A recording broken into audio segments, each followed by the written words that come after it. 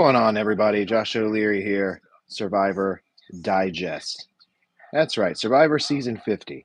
It's upon us. It's happened. Episode 1 just took place on CBS this past Wednesday.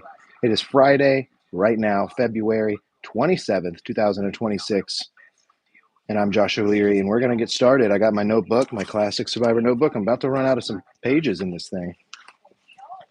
We're going to get to my notes on the Survivor episode. I did 48 and 49 in this notebook. If you'd like to check out any of my previous Survivor coverage and join me live in the chat here, you can do that as well. But just like and subscribe and come on back. And we can chat about Survivor or pro wrestling. I'm also simultaneously watching SmackDown while we're talking about Survivor 50 and my notes for this 3-hour premiere. This premiere was 3 hours long, and it was a hell of an episode, I must say. I was actually thoroughly impressed. I thought this was overall just a fantastic episode of Survivor.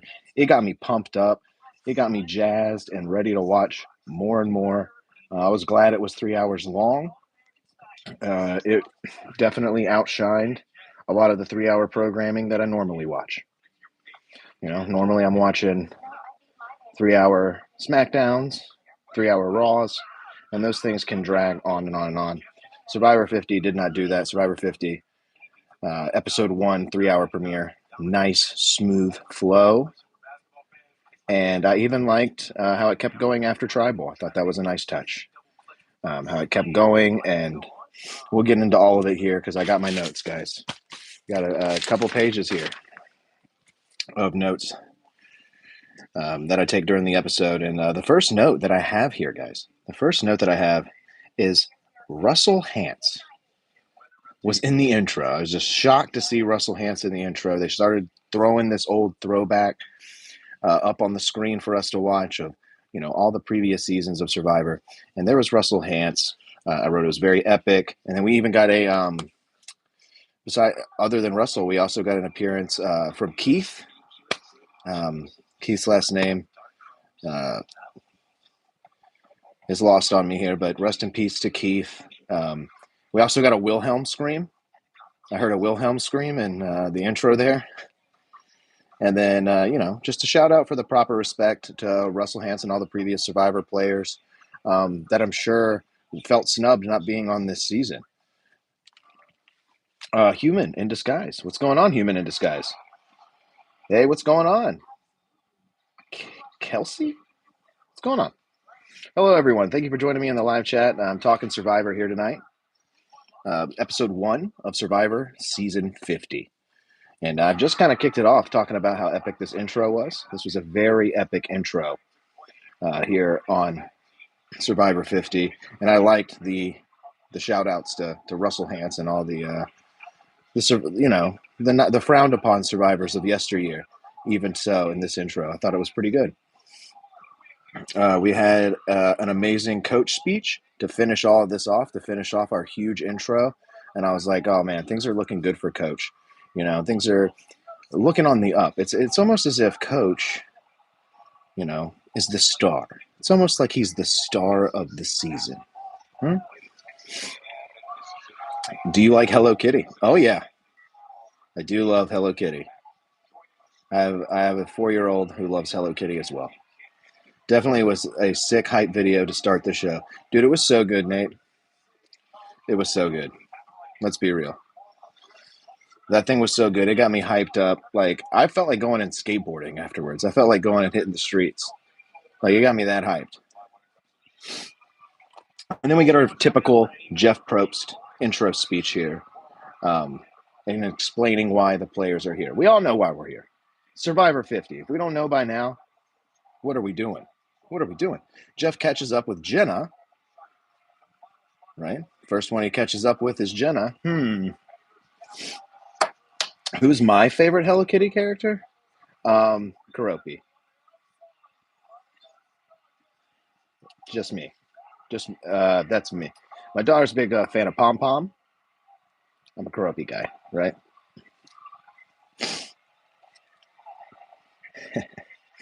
I love the questions just for the shirt. The shirt's never actually I've worn the shirt before and never gets any questions. We got a women's tag team title match taking place on SmackDown, by the way, if anyone is wondering. So, yeah, Jeff catches up with Jenna, who was once on the cover of Time magazine, right? Survivor, big deal. Put on the cover of Time magazine. And back in the day, magazines were made out of paper, and you could buy them, and you would look at them, and it was kind of like scrolling, but on paper. And that was a big deal then. I wrote here in my notes, Mike White is a cornball, and so is Devins. Yeah, they both were cornballs.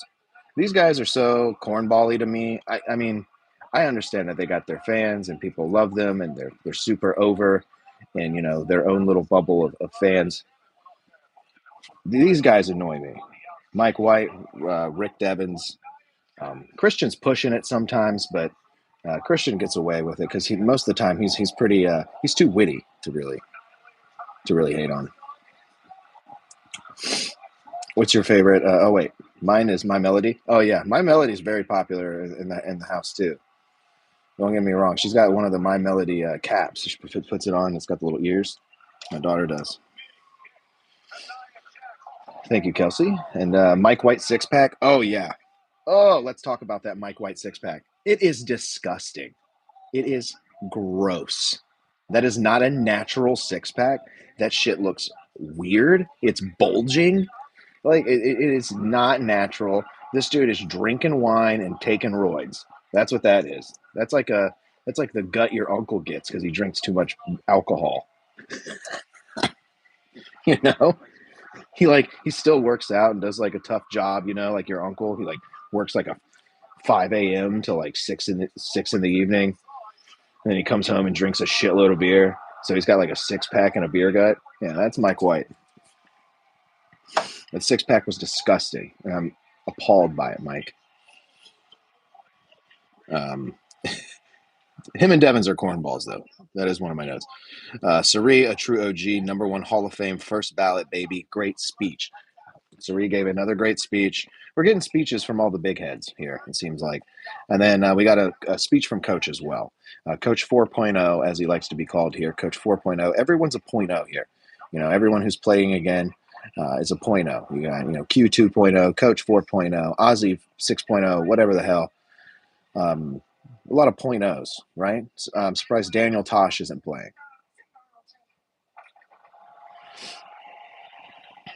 So Coach kills his speech. And now we're going to split up the tribes and reveal the fan vote. And the fans voted for no Rice, which did they? I'm already questioning the longevity of these fan votes here on Survivor 50 with the fan vote saying no Rice. I voted for Rice. Just give them Rice. I don't really give a shit about them starving. That's not really something I'm into about Survivor. I know it's called Survivor. Well, they got to survive. They got to eat.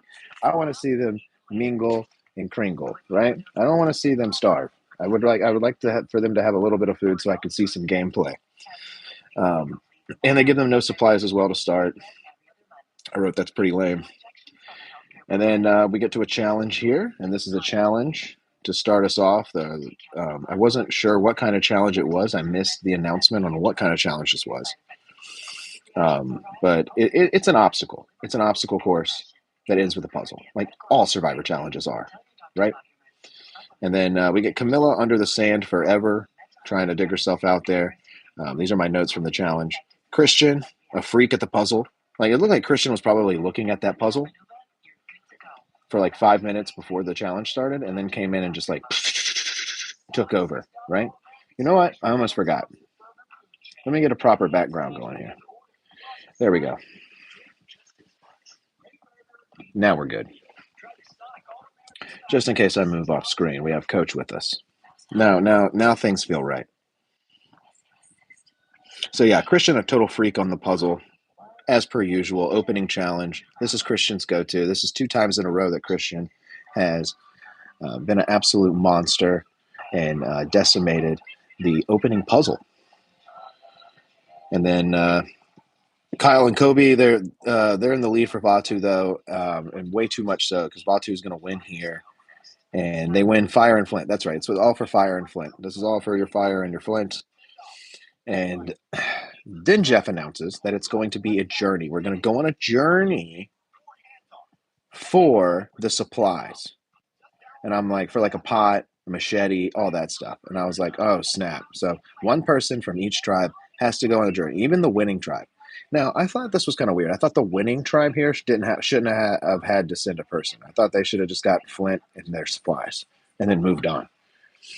Because the choices here from the losing tribes was Coach and Ozzy. Now that's insane. You know that's insane if you know anything about Survivor and anything about the lore between Coach and Ozzy. This is a rivalry, okay? And this rivalry is continuing. It seems. It seems like maybe had made up for that. That lasted all of 5 minutes, and we'll get to that. But yes, Coach and Ozzy selected, and then Q also selected to go on this journey for supplies, right? X Prime Stan, read chat. I like your videos. Oh, hey, what's up, Prime Stan? Thank you for liking the videos. Hopefully you're a subscriber and come back and chat anytime, Stan. I like your chats. So, yes, Coach versus Ozzy versus Q, fight for supplies. I heard Rizzo say, let's go South Pacific. I really like that. Colby thinks, oh, wait, let's get to we'll get to the fight for supplies because that's a little bit further down. Okay, so they go off on their journey and then we go to more camp life here. And Colby Donaldson, he thinks Rizzo is lazy and annoying as hell. And I was like, oh, great. This is exactly what we thought Colby was going to be saying about Rizzo. You know? At least that's what I thought. I thought Colby was going to be like, I don't like this young kid. You know, he's a little, I don't get it. He's 6'7" and all over the place. I don't get it. You know?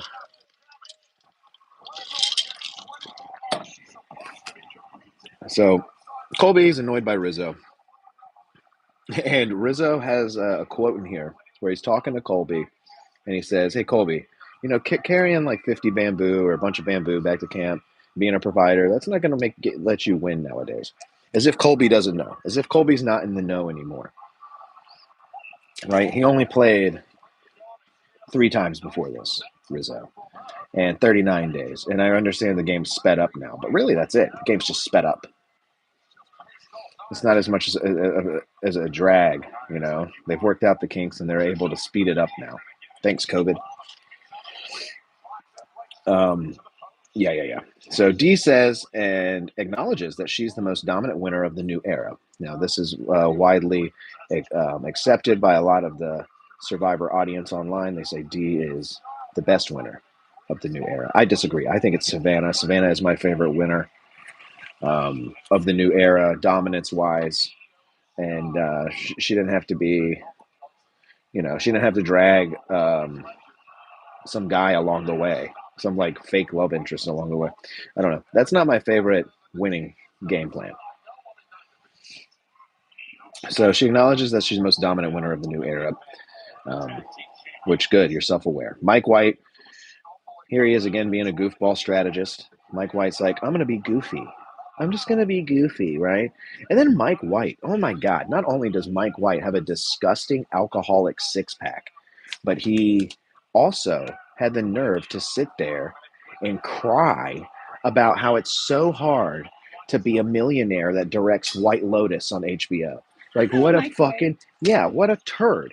I'm talking shit on Mike White. I don't care. He's got an alcoholic six-pack. He looks like he drinks too much wine, but also is on the roids to give him a six-pack.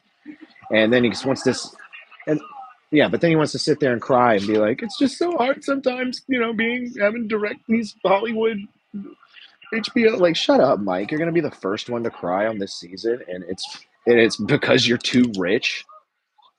What a dumb shit. Ugh. All right. So Jenna starts recruiting already. Jenna's the first one to really go gung ho and start recruiting already, and she wants to take out Cirie. And I'm like, oh shit! As soon as she says she wants to take out Cirie, I'm like, this is not going to look good for Jenna. That's kind of how I felt watching this, and I even made a note of it. I said, not a good idea. Yeah, I'm gonna take out Sari. Like Sari's a little too beloved to target first. I feel like. I feel like there is some resistance to that on how beloved you are as a player. And Jenna wants to go ahead and take out Sari. She talks to Savannah, Christian, and Joe about this. And it was later revealed in Jenna's post game interviews that she was not the first one to say Sari's name. So if you would like to know more about that, you can check out Jenna's post game interviews with pretty much whoever. Now we're going to get to the supply fight. Now, this was my favorite part of the episode. This could have just been the whole episode, and I would have been happy. Okay, you see the background here tonight. Look at that. Dun, dun. It's Coach. It's the man, the myth. Not even the myth. He's not a myth. He's just the man, right? He's the last of the Mohicans. Coach Ben Wade. It's the supply fight. Ozzy says that Coach should have won South Pacific. Now, I was like, wow, Ozzy, I totally agree. Coach should have won South Pacific. You know, I've said it many times. South Pacific is my favorite season. I know my pick doesn't win, but I still love that season so much, and it's all because of Coach and his crazy, over the top. I'm gonna be a religious cult leader. Wow, Nia Jax and Lash Legends just won the tag team titles. Wow, that was quick. I mean, it makes sense. Got to kind of get them off of them before WrestleMania. It makes no sense for them to be in a fucking tag team. Let's put those tag titles back where they belong, into irrelevancy. So there we go. Lash Legend, Nia Jax, new tag team champions. Back to Survivor. Yes, this was my favorite part, like I said. Ozzy said Coach should have won. I said, oh, I agree, Ozzy. Coach should have won South Pacific, right? In my eyes, he already did. Coach says he should have been more gracious with his loss, and really he should have. You know, Coach, we feel like Coach should be more stoic of a gentleman in such a loss with a man that has such integrity as him, right? It only makes sense.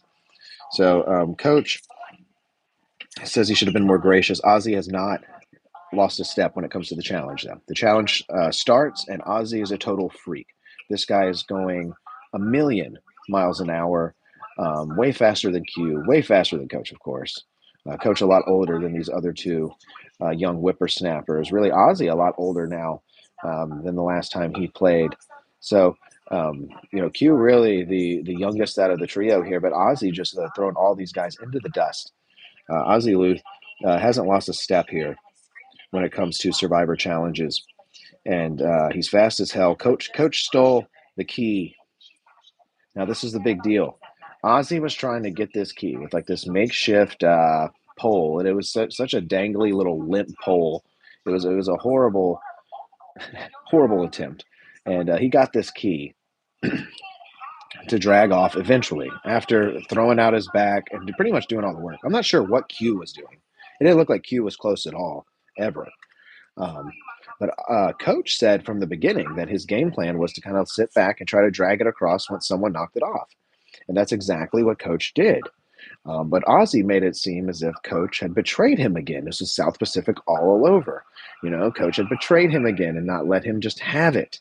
That's such a weird thing, man. You can't, no, like, Coach isn't going to just let you have it. So, Coach, all you got to do now, Coach, is just own this win. Okay, just own this win. Be like, I never said I was going to do that. I kept my mouth shut. And I guess some people could say by keeping your mouth shut, you're insinuating that you're going to go along with what they're saying. But that you could say the opposite. So I mean, that makes no sense to me if that's your argument there. The coach wins. Coach gets the key. He gets the supplies, and he's like, "Well, see you later." Looks like what you guys are going to do is have some fun, because Coach has no idea what they're about to do, and what they're about to do is have a big twist. Big twist after Coach leaves. Q and Ozzy are on Exile Island. It is revealed to them that they are on Exile. The island that they're on right now is Exile Island. Which I was like, oh shit, Ozzy, damn, dude. You can't get away from that thing, can you? Home away from home, Exile.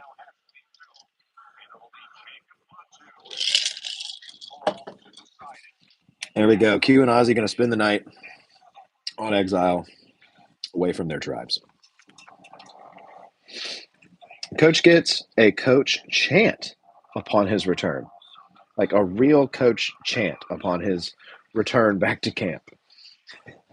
Coach wins the supplies, comes back to camp, and the whole tribe is just like, Coach, Coach, Coach, Coach, Coach, Coach, Coach, Coach, Coach, Coach, Coach, Coach, Coach, Coach, Coach, Coach. Let's go, Coach. Let's go, Coach. Let's go, Coach. Let's go, Coach. Coach, Coach.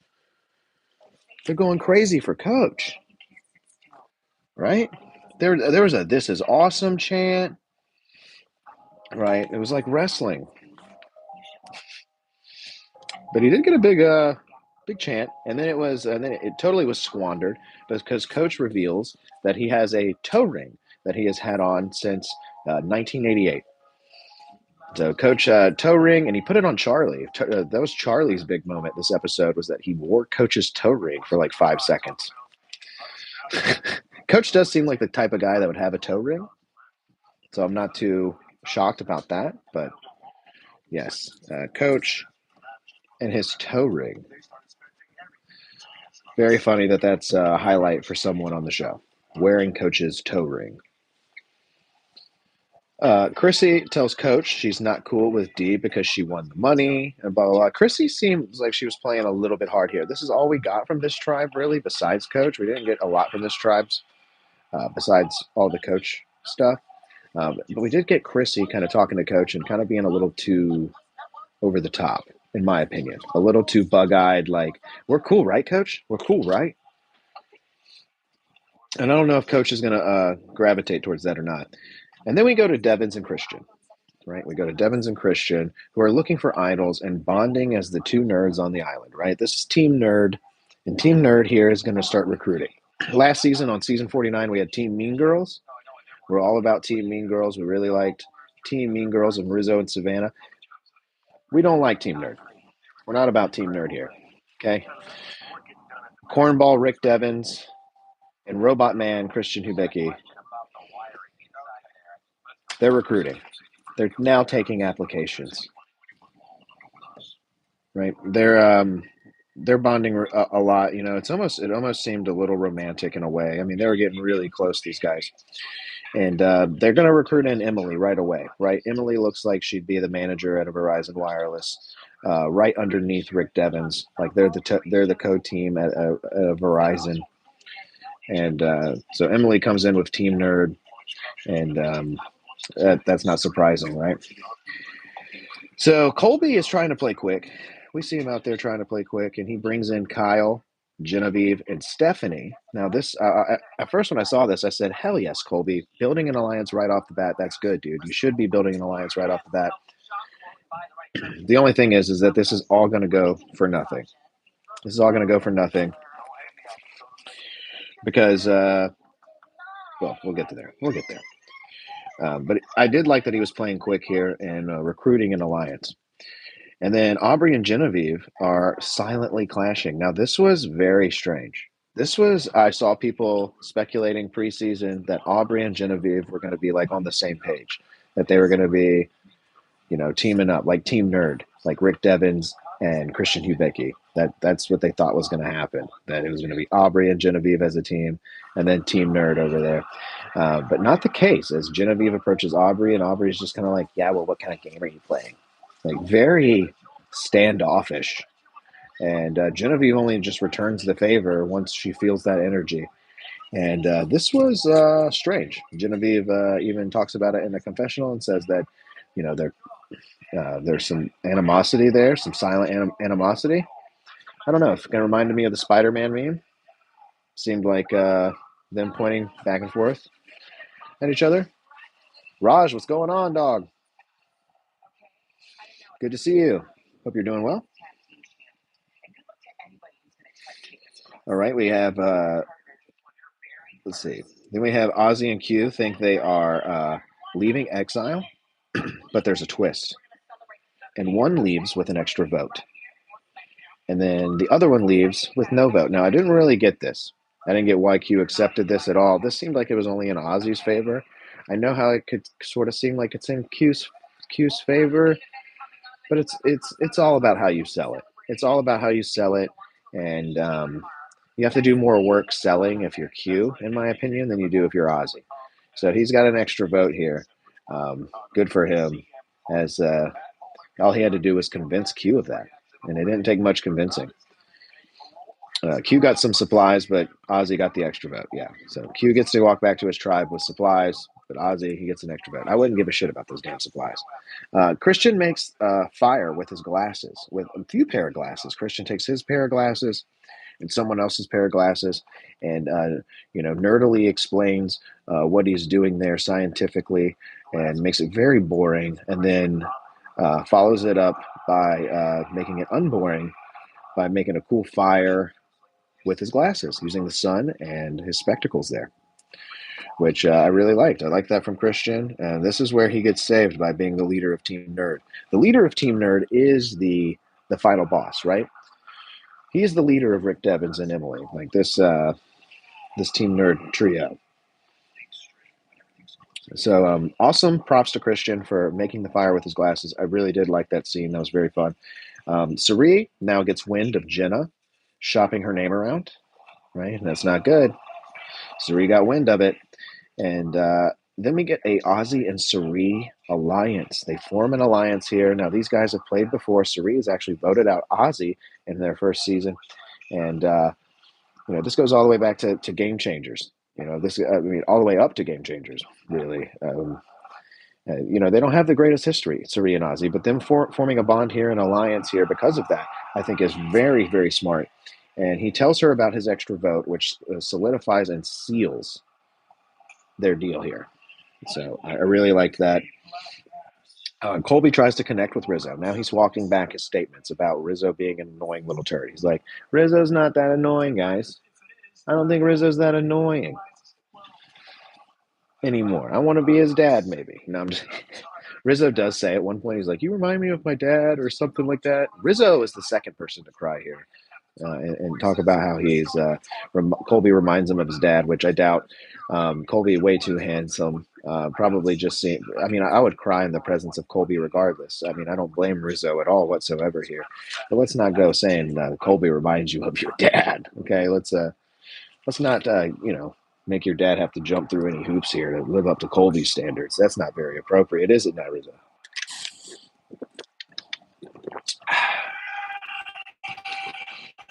All right.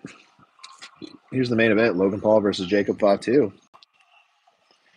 Okay, so back to Survivor here. Oh, yeah. Okay. So, Jonathan.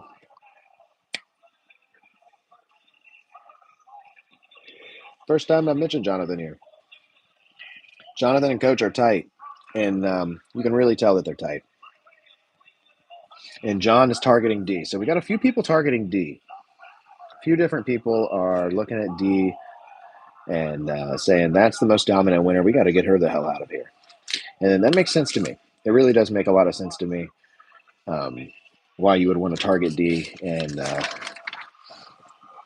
get her out of there. She would be probably my target, too, from the very beginning. All right. So we go to day 3. We're on day 3 now. It's been 2 nights. We've had one night on Exile where Q and Ozzy were separated from the tribe. That was the first night of season 50. And then here into the second night, all the tribes were together. And now we go to the day 3 immunity challenge. So everybody's spending at least 3 days out here on Survivor 50. And it is a race, crawl, roll, coconut net toss, crawl up the ramp to a giant puzzle classic. That's the challenge. A race, crawl, roll, coconut net toss, crawl up the ramp to giant puzzle classic. And we're going to get 2 winners here. Okay, I thought we were going to get 2 tribals, but we're going to get 2 winners. 2 winners here. Christian. I almost called him Christian. Christian, not quick enough on the puzzle after Cirie holds up the tribe. Now, I didn't take a lot of notes during the immunity challenge. I never really do. I kind of just watch, and it's hard to take a lot of notes during it moves so fast. So Christian not quick enough on the puzzle after Cirie holds up her tribe on the ball and string toss. She has like a ball attached to a string, and she's got to get it across, and she's just throwing this thing horrendously. And then finally gives that thing enough slack to where it gets across the line. and Suri rakes it in, but it was not enough time. They got quickly up the wall, but Suri just totally defeated here. And then we had, during this challenge, Kyle. During this challenge, we had Kyle try to go up this wall and at one point come down and tear his Achilles. And he couldn't put any weight on his foot. It was looking pretty bad. They still got him up the wall, finished the challenge, which props to him for doing that, uh, and still going through with the challenge and wanting to commit. I appreciated that, but my goodness, does that suck for Kyle because he was actually playing a pretty decent game. It seemed like Kyle was actually making some pretty good connections despite being a winner, kind of flowing under the radar but still being on top. Pretty impressive. I would say for only 3 days play. And then, of course, tears his Achilles, can't walk, put any pressure on it. That means no more challenges in the future. That means you're pretty much out of this game, but if that's the case. But they let him linger on for a little bit here. Um, and then Suri is defeated after letting the tribe down and could feel it from everyone's vibe. You could just tell that she feels the vibe there, that she's feeling everyone's energy, and it's probably got her feeling bummed out. Now, Jenna's going to go hard once they get back to camp and try to get her out. Now, Suri just had a devastating loss, a total devastating loss to costing her tribe. Let's not kick her while she's down type of vibe, I feel like was probably back at camp, and Jenna just was not picking up on that, and goes a little bit too hard to take her out. And it's clear as day that this is a Suri versus Jenna vote, right? This is going to be Suri versus Jenna. But the only problem is that Joe sees this Ozzy and Suri alliance. Like, Joe was good about this during his season of season 48, of really kind of seeing between the lines here, except when it came to Kyle and Camilla, right? And that's really probably why he's seeing this, is because Kyle and Camilla got him so spooked from his season that he's going hard on anybody coupling up. But he sees the Ozzy and Suri alliance, and Joe would not be fooled. Now, Devins and Emily, right? Team Nerd, they're shipping Ozzy all of a sudden, which I'm like, why are you guys putting Ozzy's name out there? At one point, Emily's like, should we do Ozzy? What? What? Yeah, you guys should have probably messed up. Now he's got even more power, right? So after they throw Ozzy's name out there for no fucking reason, Devin rubs. We go to vote, right? We're gonna go to tribal and we're gonna go to vote. And Devin's at one point rubs the lamp at tribal, which I was like, what a nerd, right? He just keeps doing nerd stuff. This guy can't stop being a nerd.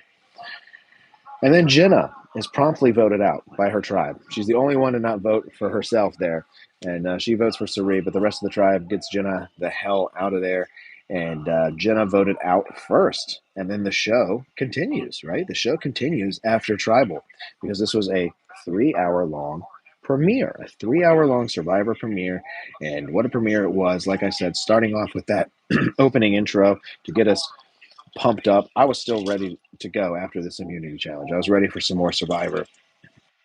And we got a little bit more here, which was nice. So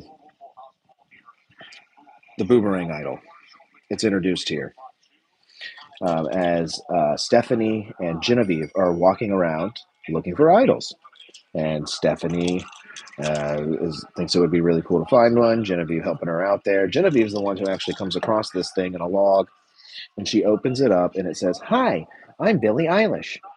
And I was listening to, I forget the name of Tyson's podcast, his Survivor podcast, but I was listening to a clip of it, and he called it the Billy Idol.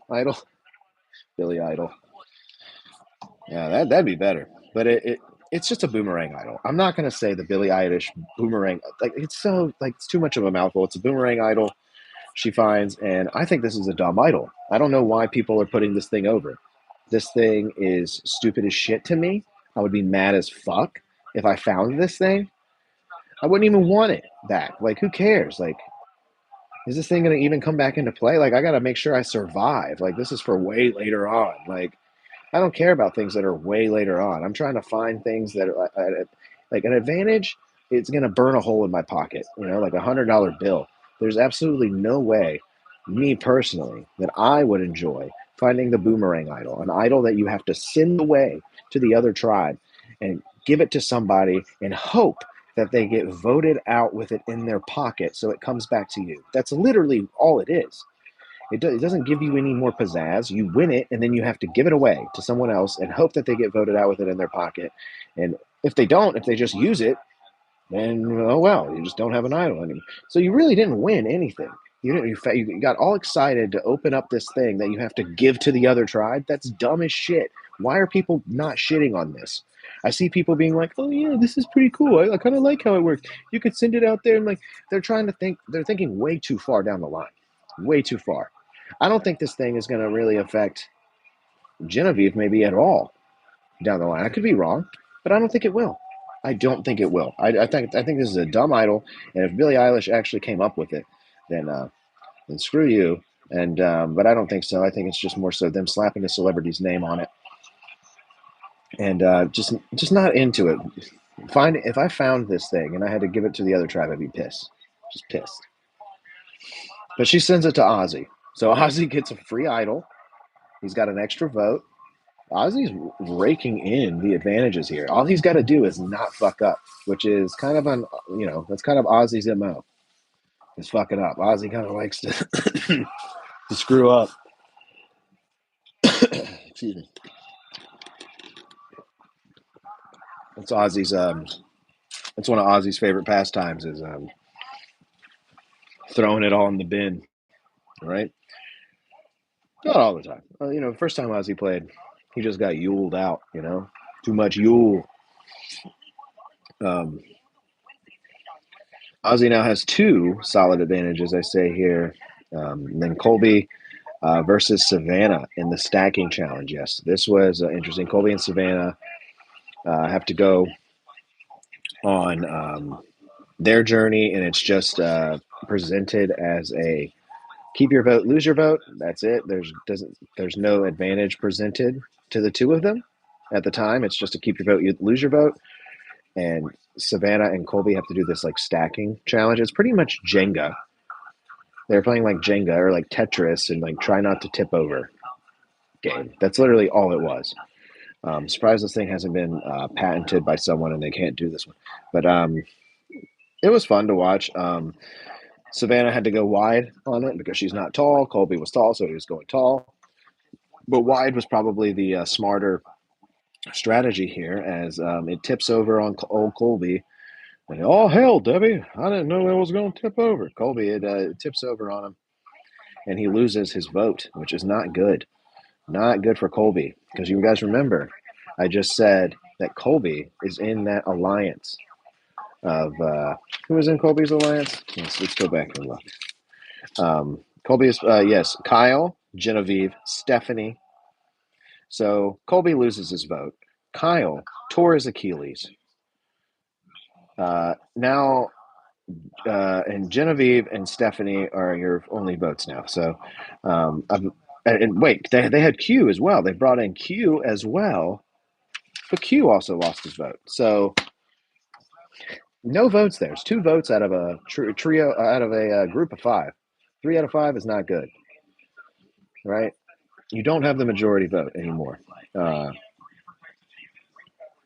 That's not good. So, Colby loses his vote. Savannah wins a block of vote from the challenge. So now Savannah has it. So there's already advantages being distributed out here. Episode 1, day 3. Plenty of advantages being distributed out. Savannah with a block of vote now in her back pocket. Now Mike White at camp comes and tells Coach what Colby said Ozzy said. Now Colby, okay, that's another thing. Mike was at this challenge with Savannah and Colby, but they said only 2 of you are going to compete. So they made Mike White go on a boat all the way over to this other side of the island, draw a rock. He got a white rock, and so they just sent him back to his tribe. He just took a boat ride. I didn't see the point of that. How about you only involve 2 tribes if that's the case? I don't know. So Mike White tells Coach what Colby said. when he was there drawing rocks with Savannah and Colby. And Colby said that Ozzy was, saying that Coach was being dishonorable again right off the bat. And as soon as Mike tells Coach this, Coach like has Vietnam flashbacks. Like his eyes get big, and he just starts staring into the distance, and he's not saying anything. And Mike White was like, "Yo, this guy, I thought he was like having some sort of brain aneurysm or something like that." He's like, "I thought he was gonna pass out from what I was telling him here." He's just having South Pacific flashbacks, dude, of him losing the game and it coming down to the wire and Ozzy really costing him that $1 million. So yeah, I'm sure that that affected Coach when he hears that he's not playing honorable or with integrity from Ozzy already off the bat on day 3, Survivor 50. That's got to be a travesty for Coach. So Savannah does not tell her tribe about her advantage, which was dumb. Right? I agree, keeping it to yourself. I've always said keep it to yourself if you can. The only problem is you can't almost nowadays. You can't because on these journeys that you're getting something. And Savannah did walk away with something, but nobody knew until Colby left. So Savannah walked away with a block of vote. She's like, maybe I can keep this to myself. But you already know on these journeys that there's something there. They haven't had a journey yet where that no one wins anything. Doesn't win nothing. Like it's just I kept my vote. They haven't done that yet, so why would anybody think that she didn't get anything, right? She got something. She just won her last season. She was just telling her tribe, like, I won my last season. Guess how I did? Like, she got something, and they know it. They snuff it out really quickly. And then Kyle's ankle takes him out. That's how we're going to go off the air here with this episode of Survivor 50. Kyle's ankle takes him out. Jeff comes in on the boat. And once you see Jeff on the boat, you know it's a no-go. Kyle sitting there with his leg all wrapped up, not able to put weight on it. They come and give him a sonogram looking at his leg. They're looking at his leg with x-rays and looking at the tear and seeing how bad it could be. They do a couple field tests there to see if it's any good. And Kyle fails all of them pretty badly. And they're going to take Kyle out of the game here, which is a real bummer for Kyle. But a completely realistic and true injury to be taken out of the game here, as you can't compete in challenges and you can't really do anything, not being able to walk or put any pressure on your leg.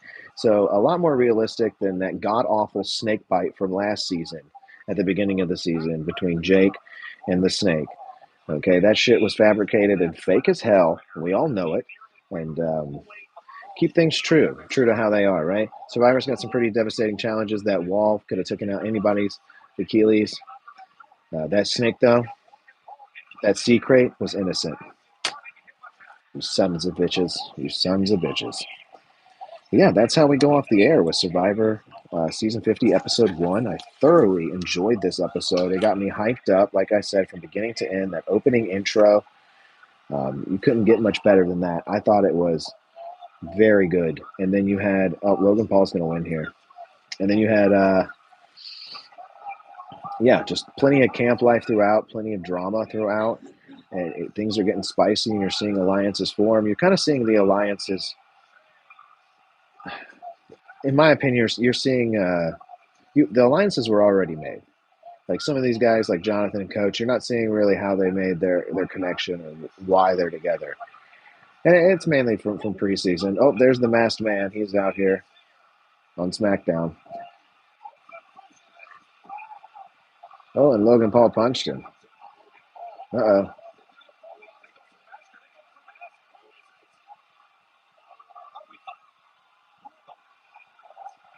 Who is that guy?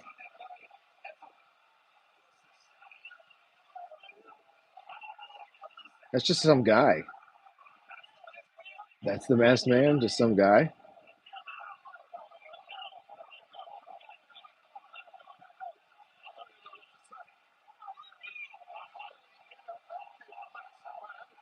Yeah, that wasn't the masked man. That wasn't the real one.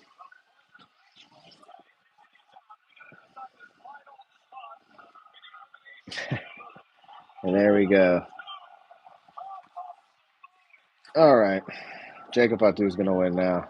Clear as day. I mean, it made more sense for him to win this thing, right? Oh, never mind. Drew McIntyre. There we go. Nice. Maybe all those nasties work for Drew. Who knows? Yeah, guys, Survivor 50, very good. Looking forward to episode 2. It's going to be another 2-hour episode next week. And I will be taking notes and covering it in full here on the Slipper House Extra Extra YouTube channel. Like, share, and subscribe. Come join me live in the chat. Talk about Survivor if you'd like, or just wave, say hi. Appreciate everybody that was in here tonight. Thanks. Kelsey, Cowboy, Stan, Raj. Thanks you guys for popping in here and talking some Survivor for a little bit with me. I'll catch you guys on the next round. Be sure to check out all the programming we have here. Pro Wrestling Sauce, live every Wednesday at 10:15 Eastern Standard Time. And House Assembly every Sunday at 9 o'clock, along with your Survivor programming and your lives for SmackDown and Raw. So check it out. We'll see you guys next time. Survivor 50.